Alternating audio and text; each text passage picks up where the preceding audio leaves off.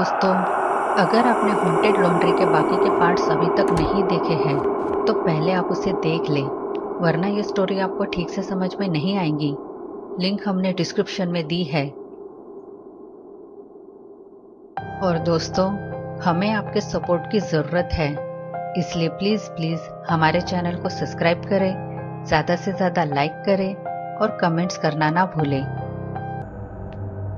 पिछले वीडियो में आपने देखा था कि कैसे कविता के साथ उसी के सीनियर दोस्तों ने मिलकर रैगिंग की। उन्होंने उसे भूत से डराने के लिए रात के 10 बजे के बाद लॉन्ड्री रूम में भेज दिया और वॉशिंग मशीन में बंद कर दिया और मशीन स्टार्ट किया, जिससे उसकी मौत हो गई। अब उसका भूत अपनी मौत का बदला लेने के लिए उस हॉस्टल में भटक रहा है। अब देखते हैं आगे की स्टोरी। इसलिए आज की रात तुम मेरे रूम में ही रुको।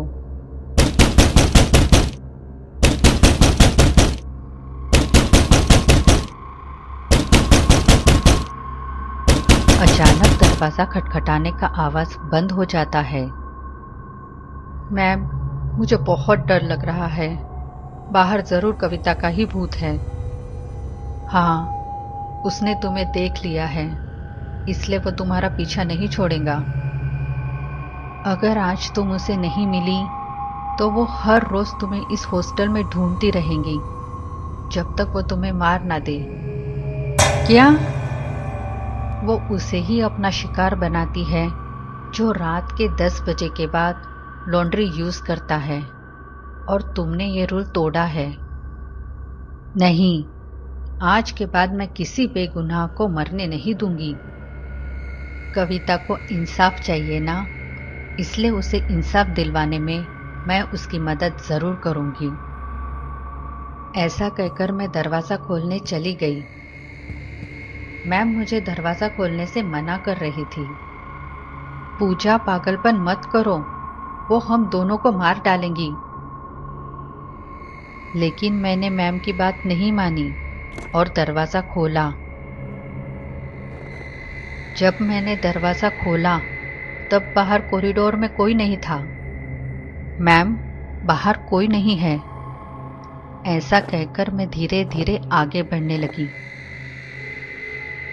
मैम बाहर आके देखती है तो उन्हें भी बाहर कोई दिखाई नहीं देता, लेकिन जब वो ऊपर देखती है तो उनकी आंखें फटी की फटी ही रह जाती है।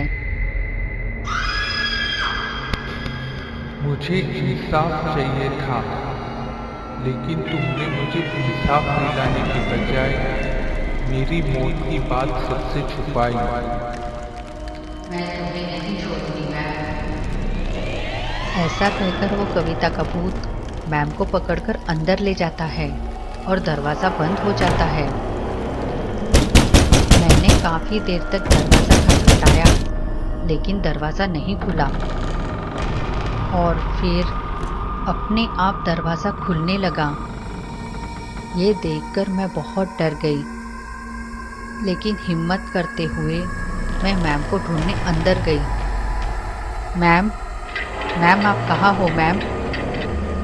और फिर मुझे मैम की सरकटी लाश दिखाई दी।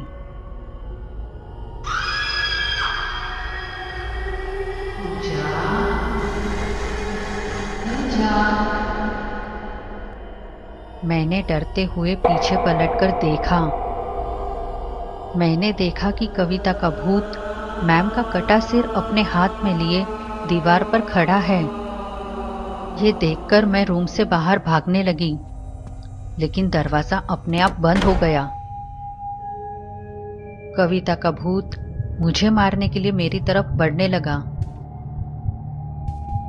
मुझे कुछ नहीं समझ रहा था कि मैं क्या करूं। अब मैं तुम्हें भी नहीं छोड़ूंगी। कविता प्लीज मुझे मत मारो। मैं जानती हूँ तुम्हारे साथ जो कुछ हुआ वो बहुत बुरा था, और मैं भी चाहती हूँ कि तुम्हें इंसाफ मिलना चाहिए। मेरी ये बात सुनकर कविता का भूत शांत हो गया। तुम मेरी मदद कैसे करोगी? मैं तुम्हारे तीनों कातिलों को यहाँ हॉस्टल तक ले आऊंगी। उसके लिए तुम्हें मुझे वक्त देना होगा। लेकिन तुम्हें मुझसे एक प्रॉमिस करना होगा। कैसा प्रॉमिस? मैं तुम्हारे तीनों कातिलों को यहाँ हॉस्टल में ले आऊंगी तुम्हारे पास, तो उसके बाद तुम कभी किसी को परेशान नहीं करोगी और हमेशा हमेशा के लिए यहाँ से चली जाऊंगी। हाँ, मैं तुम्हें प्रॉमिस करती हूँ, मुझे मेरे तीनों कातिल मिलने के बाद मैं यहाँ से चली जाऊंगी।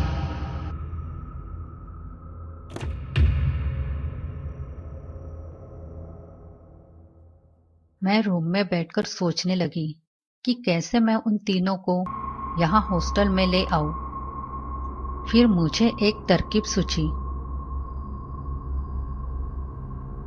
मैंने उन तीनों के नाम से एक लेटर लिखा, जिसमें ये लिखा था कि उन तीनों को बेस्ट स्टूडेंट का अवार्ड दिया जा रहा है और साथ में उन्हें गोल्ड मेडल से सम्मानित किया जाएगा, जिसके लिए उन्हें हॉस्टल में आके हॉस्टल की ऑफिस में मिलना होगा। और मैंने अपनी तरकीब के अनुसार तीनों के घर वो लेटर भेज दिया और सबको लेटर मिल जाता है। तीनों अवार्ड की बात से बहुत खुश हो जाते हैं और एक साथ मिलने का प्लान बनाते हैं। वो लोग एक रेस्टोरेंट में मिलते हैं, जहां वो तीनों डिसाइड करते हैं कि वो लोग अवार्ड लेने के लिए कॉलेज हॉस्टल जाएंगे।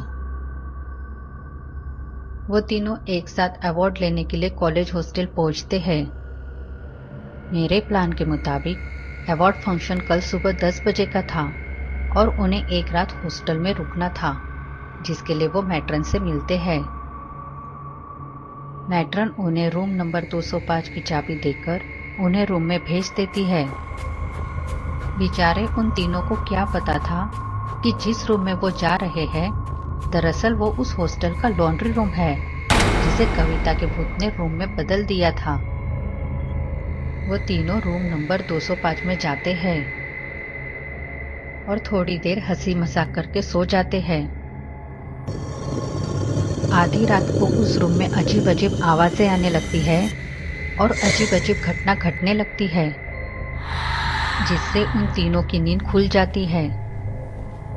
चेयर अपने आप एक जगह से दूसरे जगह सरकने लगती है, लाइट्स ऑन ऑफ होने लगती है, जिससे वो तीनों काफी डर जाते हैं। थोड़ी ही देर में रूम लॉन्ड्री रूम में बदलने लगता है। ये सब देखकर वो तीनों काफी डर जाते हैं और वहां से भागने लगते हैं, लेकिन रूम का दरवाजा नहीं खुलता। अचानक मशीन चालू हो जाता है और उन्हें कविता मशीन के अंदर बैठी हुई गिड़गिड़ाती दिखाई देती है और उन्हें वही सब मंजर दिखाई देता है जो उन्होंने कविता के साथ किया था।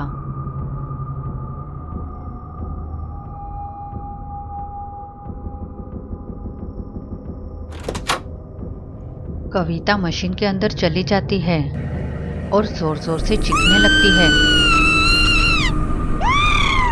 कविता की चीखों से उन तीनों के कान में तेज दर्द होने लगता है और फिर अचानक चीखें बंद हो जाती है। उन तीनों का तो डर के मारे बुरा हाल हो गया था कि तभी कविता का भूत उस रूम में आता है। कविता का भूत एक एक करके तीनों को मार देता है और अपनी मौत का बदला लेता है। मैं लॉन्ड्री रूम के बाहर ही खड़ी थी और ये सब मंजर देख रही थी कि तभी कविता का भूत मेरे सामने आया। थैंक यू पूजा, आज तुमने मुझे इंसाफ दिलाकर मेरी आत्मा को मुक्त कर दिया। मैं आशा करती हूँ कि अब तुम किसी को परेशान नहीं करोगी। नहीं पूजा, मैं ऐसी नहीं थी, लेकिन इन तीनों की रैगिंग की वजह से मेरी जान गई है, जिससे मैं शैतान बन गई थी और आज तुम्हारी वजह से मुझे इंसाफ मिला है और मैं मुक्त हो गई। यह हर उन सीनियर स्टूडेंट के लिए एक सबक है जो अपने मज़े के लिए जूनियर स्टूडेंट की रैगिंग करते हैं। थैंक यू पूजा, अब मैं जा रही हूँ। और इस तरह कविता की आत्मा को मुक्ति मिल जाती है और उस दिन के बाद रात को 10 बजे के बाद लॉन्ड्री यूज़ करना मना है, ये रूल भी निकाल दिया जाता है। तो दोस्तों, जाते जाते आपसे एक सवाल पूछना चाहूँगी, क्या रैगिंग करना सही बात है? आप में से कौन कौन इस रैगिंग के खिलाफ है? इसका जवाब हमें कमेंट्स में ज़रूर बताइए। तो आशा करती हूँ कि आपको आज का ये वीडियो पसंद आया होगा। तो प्लीज़ फ्रेंड्स, हमारे इस एनिमेशन को सपोर्ट करने के लिए लाइक करें, कमेंट्स करें, सब्सक्राइब करें और हाँ, बेल आइकन को भी प्रेस करें ताकि आपको हमारे आने वाले नए वीडियो के नोटिफिकेशंस मिलते रहें। थैंक यू दोस्तों, आपके सपोर्ट के लिए। Bye bye.